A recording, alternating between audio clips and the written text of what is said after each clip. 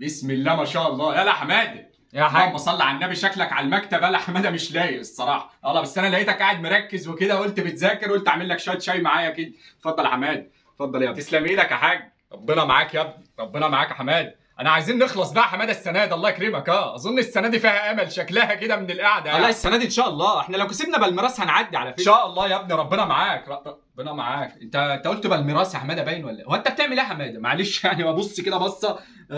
دي ايه دي؟ الاهلي وبالميراس دي ايه دي يا حماده؟ دي فرص صعود الاهلي في كاس العالم ان شاء الله. بسم الله ما شاء الله. فرص صعود الاهلي ان شاء الله. تحسبها دلوقتي مش كده؟ اللهم صل على النبي، اللهم صل على النبي. وانت عندك امتحان الصبح بقى يا حماده؟ يا حاج الامتحان ليه دور تاني، لكن الاهلي هيلعب مره واحده بس، ده علم.